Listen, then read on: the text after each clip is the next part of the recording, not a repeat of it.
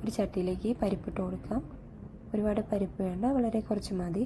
അതിലേക്ക് ഉപ്പും മഞ്ഞൾപ്പൊടിയും അതുപോലെ വെളിച്ചെണ്ണയും ചേർത്ത് വേവിക്കാൻ വയ്ക്കാം. അമരപ്പയർ ഇതുപോലെ അരിഞ്ഞു വെച്ചിട്ടുണ്ട്. ഇനി തേങ്ങയിലേക്ക് ജീരകം, കറിവേപ്പില, വെളുത്തുള്ളി, പച്ചമുളക്, ചുമന്നുള്ളി ചേർത്ത് ചതച്ചെടുക്കാം. ഇനി പരിപ്പ് വെന്തുടയാൻ പാടില്ല. അതിലേക്ക് നമുക്ക് അമരപ്പയർ ചേർത്ത് കൊടുക്കാം. അധികം വെള്ളം ഒഴിക്കരുത്.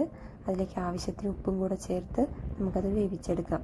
ഇനി ഒരു ചീനച്ചട്ടിയിലേക്ക് വെളിച്ചെണ്ണ ഒഴിച്ച് കടുകും വറ്റൽമുളകും കറിവേപ്പില ഇട്ട് കൊടുക്കാം. അതിലേക്ക് നേരത്തെ തയ്യാറാക്കി വെച്ചിരിക്കുന്ന അരപ്പിട്ട് കൊടുക്കുക. അരപ്പിൻ്റെ പച്ചമണം മാറുന്നത് വരെ നന്നായിട്ട് വഴറ്റി കൊടുക്കുക. നല്ലോണം ഡ്രൈ ആവുന്ന സമയത്ത് കുറച്ചുകൂടെ ഉപ്പും കൂടെ ചേർത്ത് കൊടുക്കുക.